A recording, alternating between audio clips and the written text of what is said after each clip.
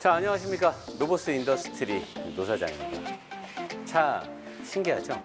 97년식이고요. 전 세대에 몇백 대가 안 되는 공랭식 중에 끝판왕의 끝판왕 993 터보의 S 모델입니다.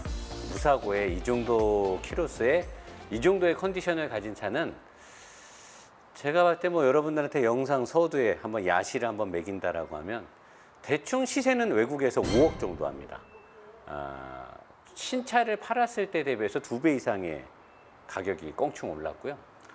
이 당시에 959라는 전설의 하이퍼카에 준하는 포르쉐의 끝판왕 슈퍼카가 있었는데 그거를 제하고서는 포르쉐에서 최고의 성능을 내는 차고요. 공랭식 중에서 아마도 트윈 터보의 이 웨이스트 게이지를 통해서 전자식은 아니지만 유압식 액추에이터를 통해서 가변 터빈을 적용을 했고요. 배기 라인을 봐도 아마 여러분들 제가 좀 이따 대충 설명드려요. 저도 사실 이 당시 기술은 제가 잘 몰라요. 제가 많이 차를 보던 차가 2000년대 이제 뭐 한 전후부터니까 이 차는 우리나라에도 거의 없기 때문에 제가 사실 뭐 아주 면밀하게 못하지만 중고차 알아가기 일환 또는 이런 올드카들을 소유하신 분들의 애정과 강력한 항의에서 제가 이제 반강제적으로 영상을 찍는 거거든요. 이분들이 이제 오래된 차를 사시는 분들이 왜 우리 차는 안 해주냐, 노사장 차를 하냐. 몰라서 그래요, 몰라서. 이 기술이 어디 나와 있질 않아, 검색했을 때. 일단 여러분, 공랭식 엔진은요, 제가 이제 본편에서 역사와 함께 잠깐 설명을 하는데 히틀러의 명을 받아서 포르쉐 박사가 비틀 또는 그 전에 무슨 차가 있었어요. 거기서 2기통, 4기통짜리 공랭식 엔진을 썼고 그걸 기반으로 스포츠카를 만들면서 6기통 이 공랭식 엔진이 있는 거고 이 공랭식 엔진에 터보를 묶어서 최강의 출력이 나오는 거죠. 근데 이 공랭식 엔진의 장단점은 내구성이라든가 생산의 편리함 그리고 구조적으로 굉장히 작아요. 왜? 냉각수를 포함할 필요가 없고 냉각수가 왔다리 갔다리 해야 되는 관이나 워터 펌프나 라디에이터 등등이 필요 없기 때문에 공랭식 엔진은 생산자의 입장에서는 굉장히 유리한 거죠.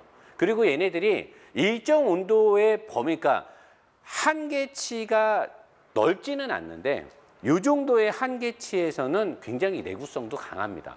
더군다나 자연 냉각 방식의 공랭식이 있고 강제 공랭식이 있어요. 우리 오토바이 우리가 타는 거 있잖아요. 조그만 50cc, 125cc들은 엔진 헤드블럭에 이렇게 핀들이 있잖아요. 바람이 자연적으로 맞으면서 엔진이 식는 거를 자연 냉각 방식이라고 하고 얘처럼 뒤쪽에 프로펠러 큰 거를 달아서 엔진에다 바람을 강제로 넣는 걸 강제 공랭 방식이라고 하는데 사람들은 이 엔진이 저 프로펠러에서 바람을 때려가지고 바람으로 엔진이 식는다라고 생각하시는데 그거는 아닙니다.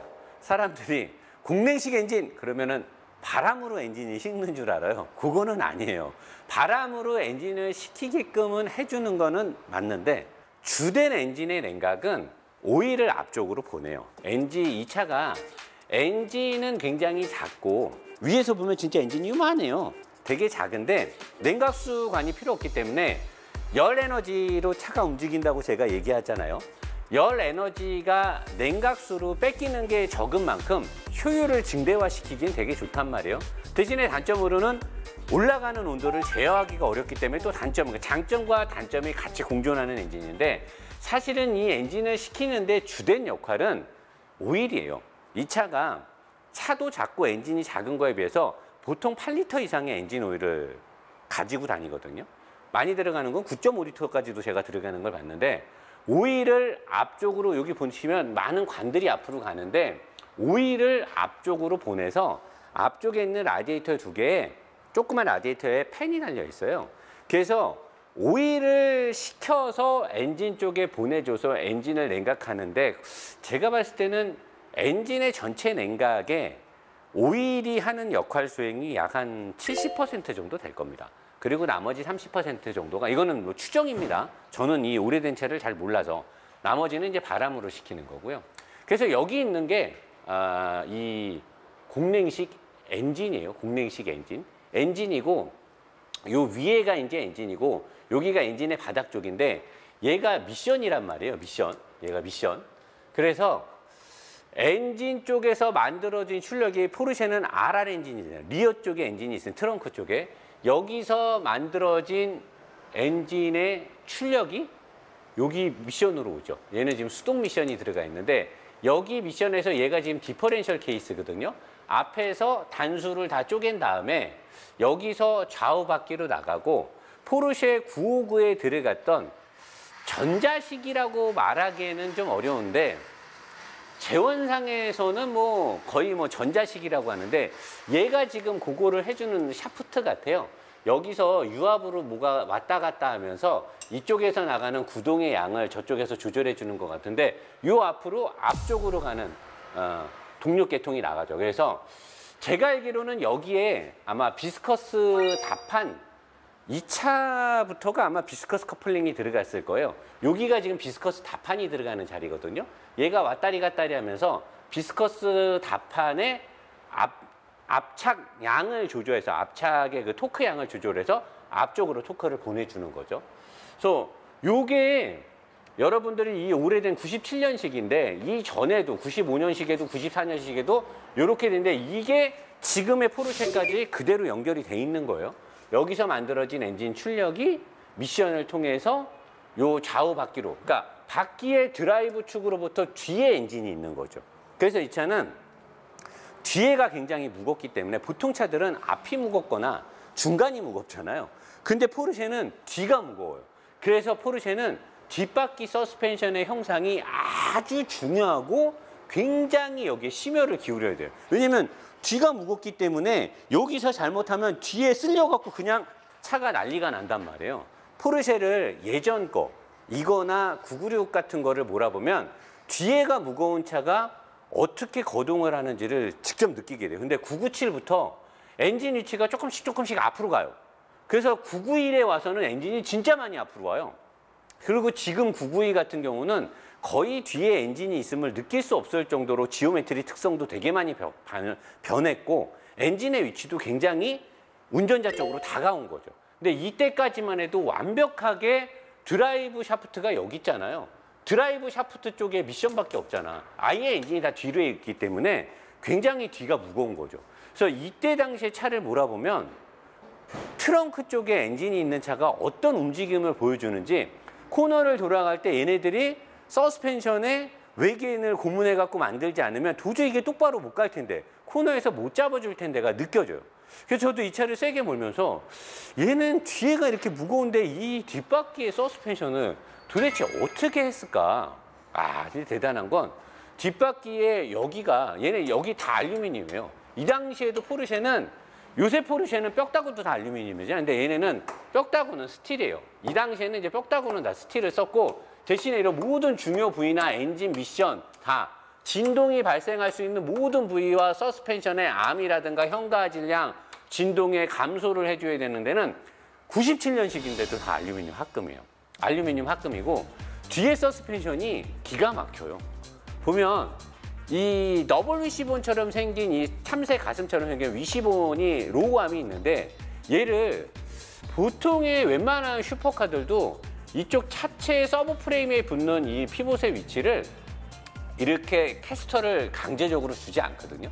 얘는 지금 트레일링 암이 없이 얘 자체가 로우암인데 로우암을 여기에서 이렇게 잡아도 될 텐데 제가 아까 얘기했듯이 뒤가 무겁잖아요. 뒤가 무겁기 때문에 뒷바퀴에 마법을 주지 않고는 이 뒤의 무게를 얘네가 지탱을 하거나 운동 성능을 못 내니까 이 서스펜션을 대각선으로 꽂은 거예요. 대각선으로 꽂으면 이제 어떻게 되느냐? 얘가 지금 이렇게 대각선으로 돼 있잖아요. 대각선으로 돼 있다는 건 이 서스펜션이 눌려서 위로 올라갈 때 위에 뒤쪽으로 올라갈 거니 이렇게 대각선으로. 뒤에 엔진이 무거워요. 내가 코너를 우회전을 세게 싹 꺾었어. 그럼 차가 이쪽으로 눌릴 거 아니야. 눌리는데 뒤가 무거우니까 뒤가 사정없이 쓸어갈 거 아니야. 근데 얘가 대각선 위로 올라가니까 바퀴가 뒤쪽으로 가는 거죠.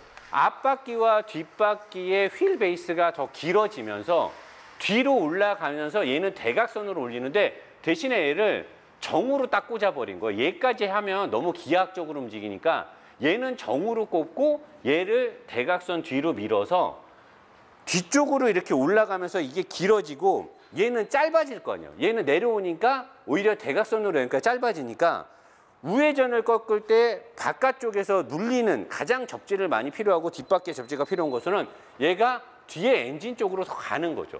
그러니까 뒤쪽의 접지를 훨씬 더 살리는 거예요. 그리고 얘는 이쪽보다 이쪽으로 돌아가는 거니까 바깥쪽은 접지가 세야 되고 얘는 접지가 약해야 더 싹 토크 벡터링 같은 기능이 나올 거 아니야. 안쪽으로 당겨줄 수 있는. 그러니까 얘는 오히려 좁아지면서 안쪽 바퀴와 바깥쪽 바퀴의 전체 길이, 그립의 양을 변화를 시키는 거죠. 어마무시한 거죠. 그러면서 토어 컨트롤 링크 있잖아요. 제가 제네시스 G80이든 뭐 BMW든 할 때 이 토어 컨트롤 링크의 중요성에 대해서 얘기하잖아요.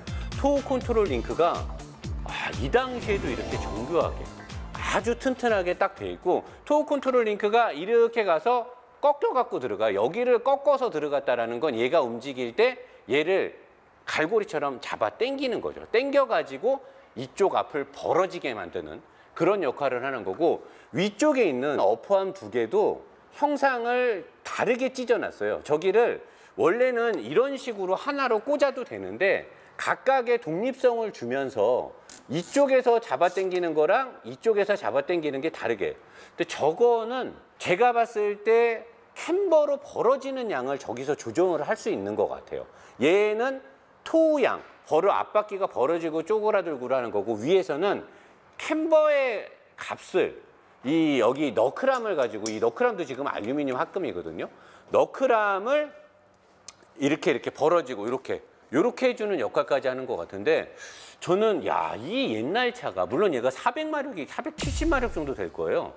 어마어마한 마력이죠. 지금으로 따지면 이 당시에 보통 차들 마력이 97년도니까 97년도에 우리 차 뭐 있었어요? 그때 아반떼 나왔죠? 아반떼 구화방이 그때 몇 마력 있어? 90몇 마력? 뭐 102마력 막 이랬을 거야. 엘란트라 뭐 DOHC 엔진 나오고 막 그랬을 때니까. 그러니까 그때 당시에 470마력이니까 지금으로 따지면은 한 7, 800마력 되는 거죠. 7, 800마력. 7, 800마력 되는 차니까 30년이 다 된 차인데도 불구하고 이 차가 처음 나온 거는 93, 4년부터 964부터 나왔으니까 얼추 한 30년 된 거거든요. 어마어마한 거죠. 저는 이거 보면서 이게 옛날 차가 맞나. 요즘에 난 우리나라 차보다도 더 기술이 있어 보인다. 여기 지금 미션을 잡아주는 이 마운트나 브라켓도요. 어마어마해요, 얘도. 얘 설계도 엄청나고, 여기 이 서브프레임에 이 알루미늄 합금 가 있는 것도 그렇고, 물론 이 차의 보관 상태가 되게 뛰어난 것도 있지만, 뛰어나기 때문에 이 당시에 기술이 다 보이는 거죠.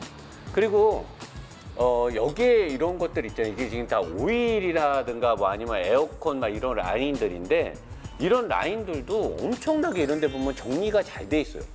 지금 차보다 오히려 정리가 더 잘 돼 있는 거고, 브레이크 라인에 관련된 이것들도 굉장히 이렇게 정리가 잘 돼 있고요.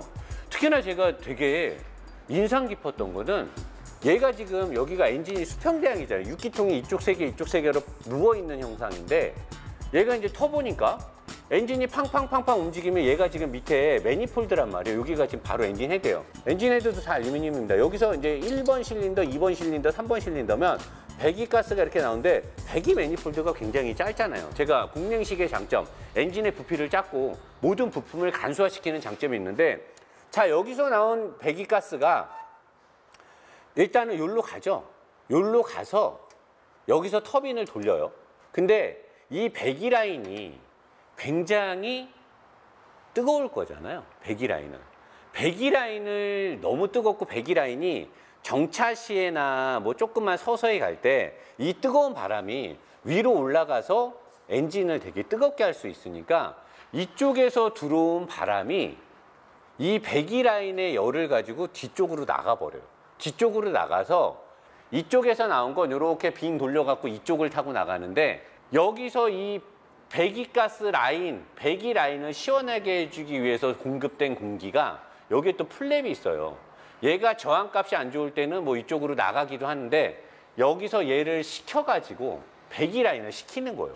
배기 라인을 식혀서 얘가 배기가스를 같이 더해서 나가니까, 배기가스가 엔진이 막 터지면서 배기가스가 나갈 때 배합에 저항값이 생기잖아요. 제가 그래서 뭐 벤츠든 BMW든 배기가스의 저항을 만들기 위해서 파이프를 막 찌그러뜨리고 꺾고, BMW 같은 경우는 엔드 쪽에 플랩을 달아서 열고 닫고 한다 그러잖아요. 얘는 제가 봤을 때는 완벽하게 제가 이해는 못했는데 이거 어마어마한 것 같아요. 일반적인 상황에서는 얘가 이쪽에 있는 배기 라인에 열을 식혀주기 위해서 바람이 일로 가고 요 프랩을 통해서도 남는 바람이 일로 나오는데, 만약에 우리가 빨리 다닐 때 배기가스에 저항이 없다라고 하면, 우리 F1 포뮬러나 이런 거 보면 배기 라인이 아예 없잖아요. 그래서 소리도 엄청 크게 나잖아요. 배기가스에 저항이 없으면 낮은 RPM에서는 불리하죠. 엔진이 허당을 치니까. 하지만 RPM이 높아지면 높아질수록 배기가스에서 나가는 배기 라인의 저항은 엔진의 출력을 억누르는 현상을 준단 말이에요, 오히려. 그러니까 배기가스가 나가는 관을 설계하는 게 굉장히 과학적이고 어려워요. 낮은 RPM에서는 저항이 걸리는 게 좋고, 높은 RPM에서는 저항이 안 걸려야 된단 말이에요. 지금은 전자식으로 다 하니까 쉽겠죠. 근데 이 당시에는 전자식이 없는데, 이것들 대단한 게, 얘가 만약에 차가 빨리 간다라고 생각을 해봐. 자, 배기가스가 이쪽을 통해서 이렇게 가야 되잖아요. 근데 막 꼬아놨으니까 저항이 있을 거 아니야. 근데 여기에서 들어온 배기 라인을 식혀주기 위한 바람이 여기에 합류를 해요. 그러면 얘가 이쪽으로 배기 라인을 순풍을 타고 나가게 도와주는 거죠.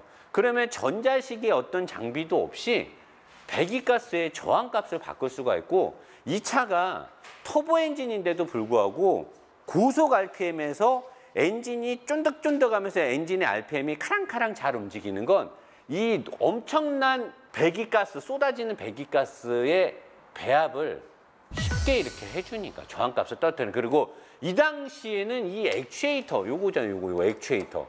요즘 차들 제가 맨날 얘기하잖아요. 뭐 웨이스트 게이트 아니죠. 웨이스트 게이트라든가 전자식 이 액추에이터를 얘기할 때 대단하다 그러는데, 이 당시에는 사실 이런 게 없었거든. VGT란 말이에요. VGT. 여기에서 얘가 플랩으로 배기 터빈의 양을 조절을 해주는 거고, 요것은 무엇이냐? 오일이에요. 오일이 들어와서 이 배기 쪽에 걸려있는 터빈을 냉각해주기 위한 건데, 아, 이것도 알루미늄으로 돼가지고 엄청나게 오일을 머금으면서 움직일 수 있게끔.